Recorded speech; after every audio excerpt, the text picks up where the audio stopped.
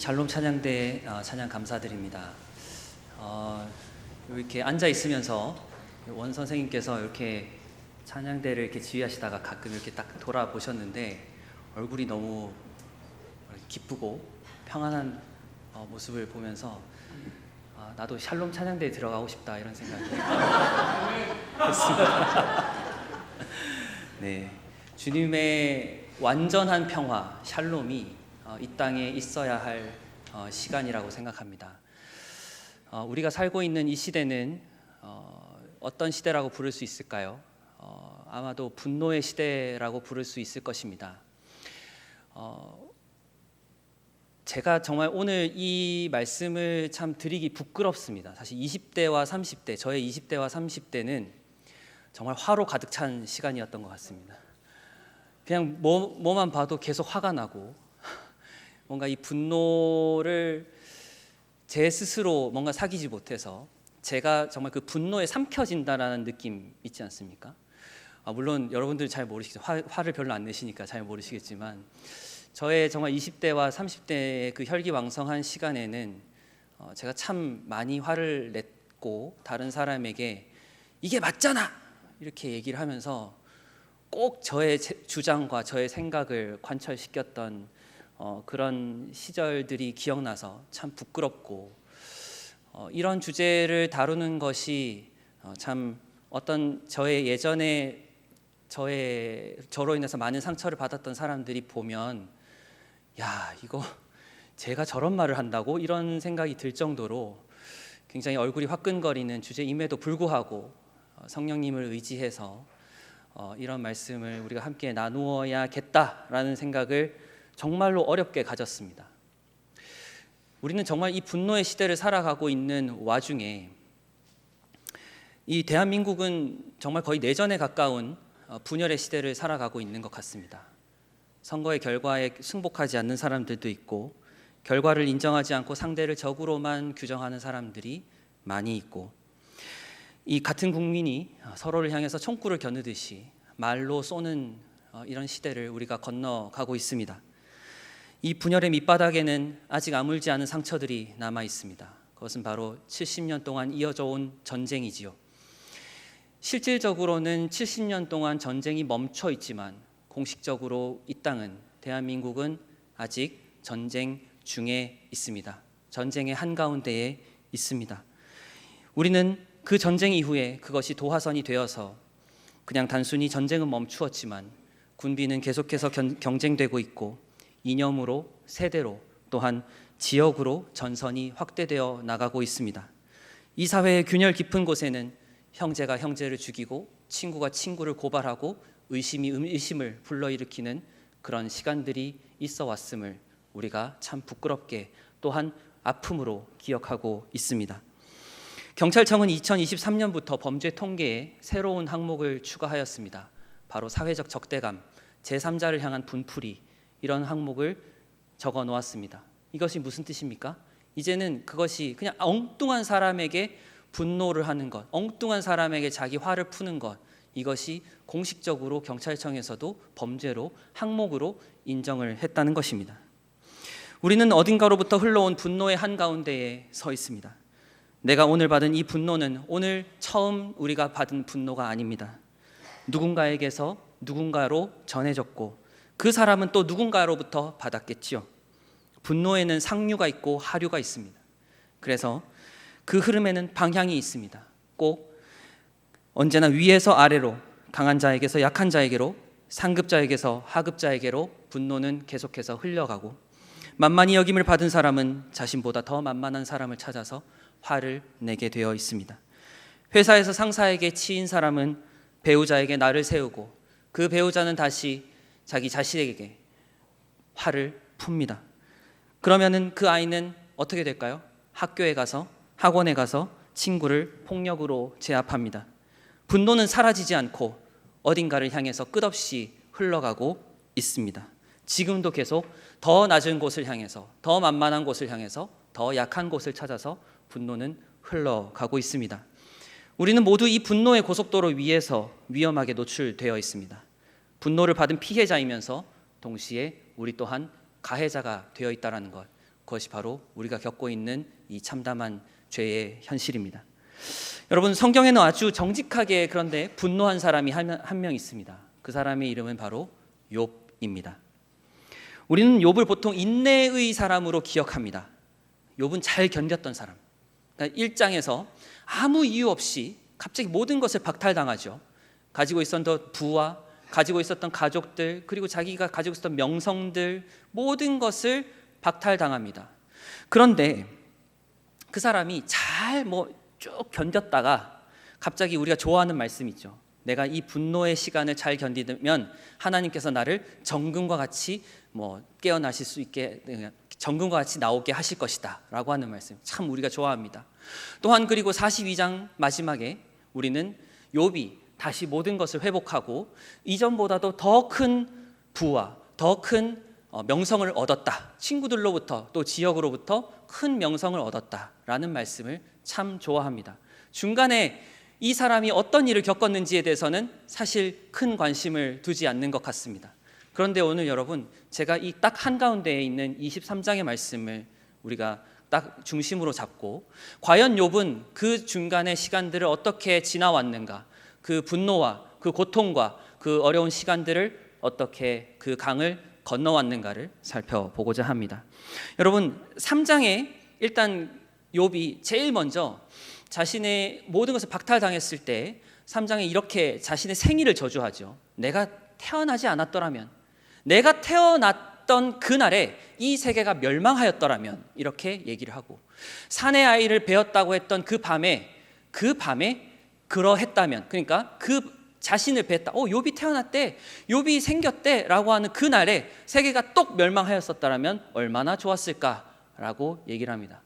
참 욥으로서는 견디기 어려운, 되게 뭔가 품성이 좋았을 것 같고 성품이 화를 잘 안 내는 사람이었을 것 같은 그 사람, 그런 사람에게 뭔가 제일 처음에 어려움이 닥치면 대부분 그런 약한 사람들은 자책을 합니다. 대부분의 사람들은 되게 착하고 그렇게까지 막 어려움을 겪어보지 않은 사람들 제일 먼저 자책을 해요. 내 스스로에게 화살을 돌립니다. 내가 뭘 잘못했지? 내가 뭘 원인이 되어가지고 내가 지금 이런 일을 겪고 있지? 라고 자신에게 분노를 합니다. 여러분, 그렇게 욥은 정직하게 분노를 했습니다. 억압하지도 않고 경건한 언어도 아니고 뭔가 잘 다듬어서 얘기를 한 것도 아니고 예의 바른 기도도 아니고 하나님 앞에 자신을 창조한 하나님에게 자신을 태어나지 않았더라면 이렇게 얘기를 합니다. 여러분, 여러분들의 자녀분들이 혹시 엄마, 아빠 왜 나를 낳아가지고 엄마 나 안 낳았으면 엄마도 이렇게 속상할 일 없었잖아, 이런 얘기를 할 때 여러분 정말 마음이 찢어지시죠. 그렇죠. 그러니까 이런 아주 경건한 언어가 아니지만 이는 이런 하나님에게 자신의 억울함과 자신의 분노를 터뜨립니다. 그리고 23장에 오늘 본문에 이르면 그 분노가 방향을 찾습니다. 1절, 욥이 대답하여 이르되 오늘도 내 원통함의 말이 쓰다. 내 입이 쓴 겁니다. 이게 아무리 해석을 하고 해봐도 요 앞에까지 친구들과 계속 논쟁을 벌이잖아요. 친구들 중에 3명이 아주 옆에 와가지고 조잘됩니다. 아주 네가 이것 때문에 하나님께 벌 받은 거야, 이것 때문에 벌 받은 거야. 아닌데, 나 안 그랬는데. 그러면은 또 그럼 이거겠지. 아닌데, 나 안 그랬는데. 막 이런 식의 뭔가 계속되는 반복되는 논쟁들이 오갑니다. 얼마나 입이 썩겠습니까? 자신이 원통했겠습니까? 자신의 입술에는 얼마나 밥 한 톨 넘어가지 않는 그 상태가 있었겠습니까? 여러분, 그렇지만 욥은 그것을 숨기지 않았다는 것입니다. 자신의 원통함과 자신의 억울함을 숨기지 않았다는 거예요. 그리스도인들이 대부분 좀 약간 어디 가가지고 나는 그리스도인이니까 어디 가서 불평하면 안 돼, 어디 가서 불만스러운 말 하면 안 돼, 괜히 내가 어디 가서 교인이라고 했는데 되게 나쁜 말 하면 안 되지 라고 하면서 은근히 자기 자신이 가지고 있는 이 나쁜 마음이라고 해야 될까요? 또는 불평의 마음들을 감추는 경우가 있는데 사실 그렇지 않습니다. 여러분, 사람이라면 누구나 그럴 수 있는 것이고 누구나 불만을 가질 수 있는 것이고 또한 이것을 하나님 앞에 정직하게 우리가 내어놓을 수 있는 것입니다. 2절에서는 이렇게 얘기를 합니다. 내게 반항하는 마음과 근심이 있어요. 욥이 내가 받는 재앙이 탄식보다 무겁다. 내가 겪고 있는 나의 오늘의 재앙이 내가 어제 했던 탄식보다 큰 겁니다. 내가 어제 한숨을 쉬면서 아유 오늘도 어떻게 잘 지나갔네. 아유 오늘도 진짜 걔 회사에서 보느라고 진짜 너무 힘들었네. 아유 막 이렇게 하는데 내일이 되면 또 있어요. 나의 재앙이 어제 했던 그 탄식들보다 훨씬 더 큰 겁니다. 반복되고 가면 또 있고 보기 싫은 얼굴 또 있고. 많이 공감을 하시네요. 그죠? 많이 반복됩니다. 우리의 삶은. 그래서 이렇게 사실은 번역할 수도 있습니다. 오늘도 이렇게 처절하게 탄식할 수밖에 없다니, 내가 받는 이 고통에는 아랑곳하지 않고 그분이 무거운 손으로 여전히 나를 억누르시는구나 라고 번역한 성경도 있습니다. 그분의 손이 여전히 우리를 억누르고 계시는구나 라고 얘기를 합니다. 하나님 앞에 정직하게 이렇게 기도를 한 성경의 인물이 있다는 것. 그런데 여러분, 이 상태를 정확하게 알고 그 정확하게 자신의 분노를 숨김없이 하나님 앞에 내어놓았던 욥은 3절에서 이렇게 얘기를 합니다. 내가 어찌하면 하나님을 발견하고 그의 처소에 나아갈 수 있을까? 즉 하나님께 쏟아놓는 이 분노는 하나님을 그냥 단순히 비난하는 기도가 아니고 하나님을 발견하기 위한 기도인 줄로 믿습니다. 내가 어떻게 하면 하나님의 그 참뜻을 알 수 있을까? 내가 겪고 있는 이 고난과 아픔과 말도 안 되는 이 억울함을 통해서 나는 어떻게 하나님이 계신 그곳에 나아갈 수 있을까라고 고민을 했다라는 것이에요. 우리가 기도를 하고 하나님 앞에 토로하는 그 순간, 그것이 바로 하나님을 오히려 우리가 더 신뢰하는, 하나님을 더 믿는 자리로 나아가는 그 단계인 줄로 믿습니다. 여러분, 이것은 포기가 아니고 결단이에요. 이 탄식을, 이 무거운 분노를 하나님 앞에 가져가겠다라고 얘기하는 그 결단입니다. 일반적인 사람들은 분노를 자기보다 낮고, 자기보다 약하고, 자기보다 못생기고, 자기보다 못나고 이런 사람들을 향해서 쏘아대죠. 아우 저봐 저렇게 못 산다니까. 아우 저렇게 못생긴다니까. 이런 식으로 우리의 분노를, 뭔가 어디서부터 온 분노를 방류한다면 욥은 그 자신의 분노를 가지고 하나님께 가지고 갔다라는 것입니다. 그리고 4절 한글 성경에서는 이렇게 얘기합니다. 내가 어찌하면 그 앞에서 호소하며 변론할 말을 내 입에 채우고, 이렇게 되어 있습니다. 정말 아주 순화된 번역입니다. 이 부분을 원래 원문 그대로의 느낌으로 풀어본다면 이렇습니다. 제일 처음에 진열하다, 줄 세우다, 열거하다 뭐 이런 식으로 나옵니다. 그러니까 내가 하나님 앞에 내가 가지고 있는 근거를 가지고 하나님 앞에 나아가겠다라는 것입니다. 하나님 앞에 나의 가지고 있는 이 상태와 어려운 것들을 합리적인 근거를 가지고 소장을 제출하겠다, 이렇게 얘기를 하는 것입니다. 여러분, 법정에서 재판정에 가서 아이고 재판장님, 판사님, 내가 이래 가지고요 저래 가지고 이렇게 하는 게 아니고 법적인 근거를 대 가지고 우리가 소장을 제출하듯이 욥은 지금 하나님을 피고로 재판정에 세우겠다라고 하는 것이 바로 이 4절의 정확한 의미입니다. 직역하면 이렇습니다. 나는 그의 면전에 나의 소송을 진열하고 나의 입을 변론으로 가득 채우리라. 여기로 나오면 이 변론이라는 것은 내가 내 입에 하나님한테 할 반론을 가득 채우겠다라는 것입니다. 내가 하나님께서 나에게 주신 이런 모든 어려운 상황에 대해서 내 반론으로 내 입을 가득 채우겠다라고 하는 것이 바로 이 4절의 욥의 주장입니다. 욥은 하나님 앞에 뭔가 하소연하는 것이 아닙니다. 소장을 제출하는 것이고, 뭔가 검사인 것처럼 자신이 옳은 점에 대해서, 자신이 왜 이렇게 당하면 안 되는지, 하나님 제가 왜 이렇게 요새 어렵나요? 제가 왜 이렇게 이런 일을 당했지요? 저는 정말 억울합니다 라고 얘기를 하는 것입니다.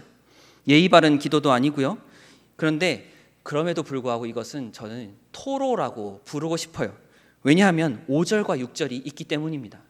5절에서는 다음과 같이 얘기합니다. 그가 내가 대답하시는 말씀을 내가 알고 내가 이르시는 것을 내가 깨달으리라. 여러분, 욥은 하나님이 응답하실 거라고 믿었습니다. 자신의 반론을 내 입에 가득 채우겠다고 하는 그 순간에 하나님에 대한 믿음이 생겨난 것입니다. 내가 하나님을 향해서 소장을 제출하겠다라고 하는 그 순간에 내가 이렇게 하면 하나님을 만날 수 있겠지. 하나님의 참된 뜻을 알 수 있겠지. 6절입니다. 그가 큰 권능으로 나를 대적하시겠느냐? 아니라 도리어 내 말을 들으시리라. 여러분, 우리가 그렇게 하나님 앞에 뭔가 우리의 부족한 점들, 어려운 점들 가져갈 때 그분께서는 우리의 말을 들으실 줄로 믿습니다. 여러분, 권능으로 그분이 나와 다투시겠느냐? 이건 무슨 말이냐면 하나님께서 우리를 그냥 입김 한 번으로 불어서 없앨 수 있는 분이시잖아요. 그러니까 우리가 만약에 하나님께 반론을 제기했을 때 그 하나님께서 나를 그냥 완전 그냥 손가락 하나로 이렇게 짓누르시겠느냐? 이 말입니다. 그렇지 않다. 하나님께서는 내가 말하는 것들, 내가 정말 하나님께 가져간 이 어려움, 이것에 대해서 반드시 들으실 것이다 라고 지금 욥은 확신을 하고 있는 것이죠. 여러분, 이것은 바로 인간이 두려움을 회피하는 것이 아니고 두려움 가운데로 나아가는 것이라고 저는 생각합니다. 보통 사람들은 그래요. 우리 엄마 어릴 때 생각해 보시면 엄마 무섭고 아빠 무서워서 말 잘 못하잖아요. 엄마가 이렇게 말하면 혼내실 거야. 엄마가 이렇게 하면 화내실 거야. 내가 이렇게 내 생각과 내 의견을 이야기하면 엄마는 분명히 아니라고 얘기하겠지 라고 하는 것 때문에 부모님에게 얘기 못하잖아요. 그런데 여러분, 우리가 이런 하나님은 하물며 어떻겠습니까? 우리가 겪고 있는 그 모든 것들에 대해서 하나님, 제 삶이 이렇게 팍팍하고 뭔가 박복한 것 같고 이렇게 정말 무너질 수 있습니까? 하는 그 상황을 가져갔을 때 하나님께서 우리들에게 야, 너 그런 생각하지 마. 어떻게 그런 말 할 수 있어? 아빠, 너를 지은 창조주인데 내가 이렇게 얘기하시지 않고 그분께서 들으실 것이라고 하는 그 두려움과 확신 그 사이로 결국 우리는 나아가야 한다는 것입니다. 일종의 대장부 같은 느낌이 듭니다. 여러분, 저는 천하인이라는 말을 참 좋아하는데요. 역사의 격동기에 천하의 향방을 거머쥐고 흔드는 불세출의 카리스마적 영웅을 뜻하는 이런 호칭이지만 제가 생각하는 것은 역사의 무게를 짊어지고 자신의 부족함과 연약함을 인정하는 동시에 그분이 주시는 말씀을 내가 먹김을 당하겠다라고 결단하는 것으로서 주님 앞에 서는 것입니다. 그러니까 하나님께서 나에게 핀잔을 주신다 이런 것들 생각하지 않고 하나님께 내가 이렇게 반론을 제기했을 때 하나님께서 나를 그냥 치워버리시겠지라고 하는 그 두려움을 안고 나의 부족함과 나의 연약함 그것을 안고 그 불 가운데로 하나님 앞에 나아가는 것입니다. 가시나무 떨기 앞에 모세가 그러했지요. 가시나무가 정말로 타고 있지도 않은데 나무가 타고 있지도 않은데 불이 활활 타오르고 있는 그 모습을 보면서 그는 원래 회피하고 싶었겠지만 하나님께서 부르셨죠. 모세야, 네 발에 있는 신을 벗어라. 그러면서 그는 하나님 앞에 당당히 설 수 있었던 것처럼 에스겔 또한 하나님, 제가 어떻게 가가지고 이스라엘에게 해방의 메시지, 하나님의 말씀을 전할 수 있겠습니까? 얘기했더니 자, 너의 입을 벌려! 너의 입을 벌리면 내가 말씀을 먹여줄 것이다 라고 하였던 그런 장면들 여러분처럼 우리가 하나님 앞에 서는 것입니다. 두려움을 안고 하나님, 제가 비록 지금 부족한 말과 연약한 말과 말도 안 되는 하나님께서 생각하시기에는 매우 작고 미약한 말일지도 모르겠지만 저의 입에 저의 마음에 말씀을 채워주시옵소서. 주님의 진리의 영을 부어주셔서 우리가 새롭게 모든 것들로 태어날 수 있게 하여 주시옵소서 하는 그 마음을 가지고 두려움을 안고 깊은 곳을 향해서 그물을 던져야 될 줄로 믿습니다. 여러분, 그렇게 될 때 욥이 그러니까 그런 토로의 기도를 드렸을 때 24장에서는 우리가 오늘 본문에서 읽진 않았지만 욥의 시야가 열리는 것을 경험하게 됩니다. 무슨 얘기를 하느냐? 24장에서 욥은 이렇게 얘기를 합니다.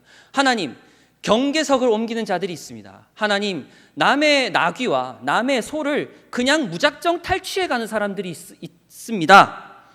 이게 무엇입니까, 여러분? 세상에서 일어나고 있는 아주 부조리한 일들, 우리의 생각으로서는 합리적이지 않은 일들을 이제 욥은 고백하고 있는 것입니다. 하나님, 이게 말이 됩니까? 그 단순히 나의 어려움과 나의 고통을 하나님께 토로했을 뿐인데 하나님께서는 그 토로를 통해서 우리의 시야를 넓혀주십니다. 아, 이 사람의 나의 억울함이 나만의 것이 아니구나. 나의 힘듦이 나만 힘든 게 아니구나. 나의 고통이 다른 사람에게도 있구나. 하나님, 이 세상이 말이 됩니까? 이 세상이 하나님께서 창조하시고 하나님께서 역사하고 계시고 있다라는 이 세상이 이렇게까지 부조리하고 이렇게까지 타락해도 되는 겁니까? 라고 얘기를 하면서 12절에는 이렇게 얘기합니다. 성중에서 죽어가는 사람들이 신음하며 상한 자가 부르짖으나 하나님이 그 불의를 그 참상을 보지 아니하시느니라. 여러분, 이제 욥은 개인의 탄식을 넘어서 이 사회적으로 일어나고 있는 구조적인 악에 대해서 분노하기 시작합니다. 이 일이 어떻게 일어났습니까? 3장에서 자기 탄생을 저주하던 사람이 23장에서 하나님 앞에 소장을 제출하겠다고 결단했던 사람이 24장에 세상에 억압받는 자들을 위해 기도하기 시작했다는 것입니다. 욥이 하나님께 자신의 삶을 토로하고 그런 와중에 이 세상에서 정말 보이지 않던 것들이 보이기 시작한 것이죠. 여러분, 억압된 분노, 참아야지, 내가 참아야지, 누가 참겠, 이런 억압된 분노는 여러분들을 썩게 만듭니다. 또한 방류된 분노, 다른 약한 곳을 향해서, 만만한 곳을 향해서 흘러내리는 그런 분노는 타인을 다치게 합니다. 그러나 토로된 분노는, 하나님 앞에 정직하게 던져진 분노는 바로 안을 향하던 시선이 밖을 향해서 시작되는 것이죠. 나의 고통만 보던 눈이 세상의 고통을 보기 시작하게 된다는 것입니다. 그런데 여러분, 욥의 이야기는 여기서 끝나지 않습니다. 탄원을 드린 욥 앞에 이제 하나님이 직접 나타나십니다. 그리고 욥이 서 있던 땅 자체가 흔들리게 됩니다. 38장 긴 침묵 끝에 오랫동안 친구들과 논쟁을 합니다. 너 이것 때문에 벌 받은 거야? 너 이것 때문에 잘못된 거야? 너 이것 때문에 이번에 망한 거야? 라고 하는 사람들과 뺑뺑뺑뺑뺑뺑 도는 그런 말도 안 되는 논쟁. 나 안 했어. 나 그러지 않았어. 나 하나님께 죄 지은 거 없어. 라고 했던 그런 뺑뺑뺑뺑 도는 그런 논쟁들 속에서 그 긴 침묵 가운데 직후에 하나님께서 38장에서 나타나셔서 땅을 흔드시면서 이렇게 말씀을 하십니다. 내가 땅에 기초를 놓을 때 네가 어디 있었느냐. 여러분, 성경의 38장에 보면은 폭풍우 가운데 하나님이 나타났다고 말씀을 하십니다. 하나님께서 우리의 어려움, 하나님 저 어려워요, 하나님 정말 너무 힘들어요, 고통스러워요 하는데 갑자기 햇볕을 쨍 이렇게 나타내게 하시면서 자, 이제 좋아지는 것이야 이렇게 얘기하시는 게 아니고 더 큰 폭풍우 속에서 여러분들을 흔들고 계신다라는 것입니다. 그러니까 여러분, 하나님께서는 하나님 제가 왜 이래요? 왜 이렇게 어렵죠? 이렇게 근거를 들어서 하나님에게 하나씩 조목조목 하는 데에 대해서 하나씩 반론하시는 게 아니고 오히려 여러분들의 마음속에 있는 여러분들이 근원이라고 생각했던 그 땅을 흔드시는 분이라는 것이죠. 폭풍우 속에서 그분은 말씀하십니다. 내가 땅에 기초를 놓을 때 네가 어디 있었느냐. 너의 근거가 무엇입니까? 욥은 자기 생각할 때 자신의 경험과 자신의 행해왔던 여러 가지 삶에 얼마나 선하게 살았습니까? 온전경악이거든요. 그러니까 이 욥을 외울 때 온전경악이라고 외우시면 됩니다. 이 사람은 온전했고 하나님을 정직했고 하나님을 경외한 사람이고 악에서 떠났던 사람이다. 이게 바로 이런 사람이었습니다. 근데 이 사람이 자신의 근거와 자신의 삶을 하나님 저 정말 잘 살았잖아요. 저 하나님 진짜 부끄럽지 않게 살았습니다. 하나님 앞에서 정직했어요. 다른 사람들한테 온전했던 사람이에요. 저 정말로 다른 사람한테 입 밖으로 진짜 한 번도 욕한 적 없는 사람이에요. 이렇게 분명히 욥은 하나님한테 반론했겠지만, 근거를 들어서 말했겠지만 하나님께서 이렇게 물으시는 겁니다. 너의 근거의 근거는 무엇이야?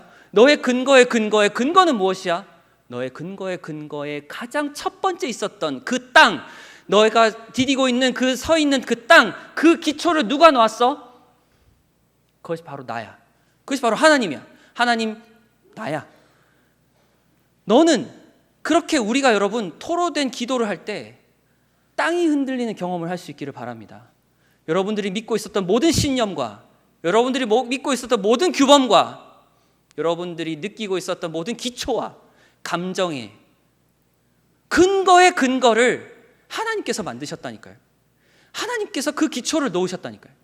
그렇기 때문에 우리가 기도를 할 때는 하나님, 제가 이렇게 이거 잘했고요. 이거 잘했으니까 이거 주세요. 이거 주세요. 하고 떠나지 마시고 하나님께서 우리의 모든 삶의 근거를 흔드실 때까지 하나님의 보좌를 흔들 수 있기를 바랍니다. 그래서 우리가 하나님의 음성을 들을 수 있기를 바라요. 땅의 기초를 놓았을 때 너는 어디에 있었느냐? 아, 하나님 진짜 제가 아는 게 별로 없었네요. 하나님, 제가 굉장히 많은 것들을 알고 있었다고 생각했지만, 제가 굉장히 많이 노련하다고 생각했지만, 저의 경험 정말 남한테 내놓으면은 어디 가서 정말로 자랑스러워할 만한 경험이라고 생각하지만 별거 아니었네요. 하나님, 제가 정말 별거 아니었습니다. 이 세상에서 미물이었습니다 라고 고백할 수 있는 우리의 기도가 될 수 있기를 바랍니다. 그래서 여러분, 이런 일들이 일어납니다. 42장에서 정말 이 욥의 그냥 가장 핵심적인 그 고백이 무엇일까요? 예전에는 귀로 하나님을 들었습니다만 내가 이제야 주님을 눈으로 배옵나이다, 이렇게 얘기를 하거든요. 구상시인의 시를 여러분 같이 한번 좀 묵상해 보면 좋겠습니다. 말씀의 실상이라는 시입니다. 영혼의 눈에 끼었던 무명의 백태가 벗겨지며 나를 애워싼 만유일체가 말씀임을 깨닫습니다. 노상 무심히 보아오던 손가락이 10개인 것도 이적이나 접하듯 새삼 놀라웠고, 창밖 울타리 한 구석 새로 피는 개나리꽃도 부활의 시범을 보듯 사뭇 황홀합니다. 창창한 우주, 험하게 바다에 모래알보다 작은 내가 말씀에 신령한 그 은혜로 이렇게 오물거리는 것은 상상도 아니요, 상징도 아니고 실상이라는 것을 이제야 깨닫습니다. 우리가 기도하고 토로의 기도를 하다 보면 우리의 기초가 흔들리고 우리가 상상해왔던 하나님의 모습, 그 모든 것들이 그러니까 이런 겁니다. 내 이 고통을 통해서 하나님은 이렇게 해주실 거야. 이 시간이 지나면 이렇게 나는 좋은 날들이 기다릴 거야. 물론 그 기대 자체를 우리가 안 하라는 것이 아니라 이 모든 것들이 실상이라는 것이죠. 우리가 겪고 있는 어려움과 우리의 고통, 우리가 겪고 있는 이 골짜기 같은 시간들이 실상입니다, 여러분. 하나님께서 우리에게 주시는 말씀의 실상이에요. 이것 이외에, 이것 너머에, 이것 바깥의 것들은 없고요. 이것이 우리가 건너야 할, 우리가 그리스도를 읽어야 할 유일한 길입니다. 우리의 현실이, 이 막막한 현실이 하나님께 나아갈 유일한 길입니다. 그것을 우리 욥은 말했습니다. 하나님, 창밖 울타리 한 구석 새로 피는 개나리꽃도 부활의 서막이군요. 그렇습니다. 여러분, 우리 주변에서 벌어지고 있는 모든 일들이 하나님을 볼 수 있고 하나님께서 주시는 말씀의 그런 실마리가 될 줄로 믿습니다. 우리의 현실은 거기서부터 시작해야 합니다. 그렇게 해서 내가 이 문제를 정말로 끝까지 물고 늘어질 때 하나님께서 언젠가, 여러분 3절에 나오잖아요. 내가 이것을 통해서 그분의 처소에 가겠다. 나의 이 고통스러운 것들 온전히 내가 인정하고 나의 어려움 자체를 인정하고 이거를 실마리 삼아서 그리스도의 복음에까지, 그리스도의 장성한 분량에까지 내가 나아가겠다라고 우리가 기도해야 할 것입니다. 여러분, 세상은 아래로 분노를 흘려보냅니다. 더 약한 자를 찾아서, 더 만만한 곳을 찾아서, 그것이 세상의 방향입니다. 그런데 여러분, 우리는 우리의 가지고 있는 분노들, 원통함들, 막막함들 다 주님께 가져갈 수 있기를 바랍니다. 주님께 기도로서 가지고 갈 수 있기를 바랍니다. 여러분, 주님께서는 큰 권능으로 여러분들의 의견을 묵살하시는 분이 아니에요. 여러분들의 토로하고 여러분들이 기도했을 때 그것을 모두 들어주시는 분임을 믿습니다. 교회는 분노가 있더라도 그 분노를 억압하거나 방류하지 아니하고 위로 쏘아 올리는 공동체입니다. 그것이 세상에 반대되는 방향이지요. 억압하는 것이 아니라 방뇨하지 않고 욥처럼 솥장을 들고 하나님을 찾아가는 것, 그 정직한 기도가 이 공동체를 세상과 다른 공동체로 만들 것입니다. 여러분, 한 가지를 더 말씀드립니다. 우리 주변에 있는 여러 분노를 품고 있는 사람들, 아유 내 팔자야, 내 이 박복한 인생아 라고 신음하고 있는 사람들에게 이렇게 얘기해 주십시오. 다른 길이 있을 수 있어. 기도하자. 우리 같이 기도해 보자.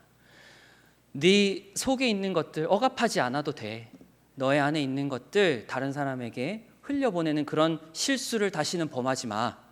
우리가 기도를 통해서 새로워질 수 있고 하나님을 발견할 수 있는 그곳으로 나아가자라고 권면하실 수 있는 이 전도 축제의 기간이 되실 수 있기를 바랍니다. 전도는 착하게 살라고 권유하는 것이 아닙니다. 분노의 경로를 바꾸는 행위이죠. 우리가 아래로만 흐르던, 옆으로 다른 사람을 향해서 분노를 쏘던 그런 삶을 벗어버리고 새로운 길이 있다는 것을 알려주실 수 있기를 주님의 이름으로 축원합니다. 기도하겠습니다. 하나님 감사합니다. 저희들이 가지고 있는 여러 억울함과 저희들이 가지고 있는 여러 공포와 두려움들, 저희들의 연약함들 주님께서 이미 알고 계시지요. 주님, 저희가 이 시간 다시 한 번 더 결단하기를 원합니다. 주님께 모두 가져가서 주님과 씨름하겠습니다. 야곱처럼 약복강가에서 주님과 씨름하겠습니다. 저희들에게 말씀의 실상을 보여 주시옵소서. 예수님의 이름으로 기도드립니다. 아멘.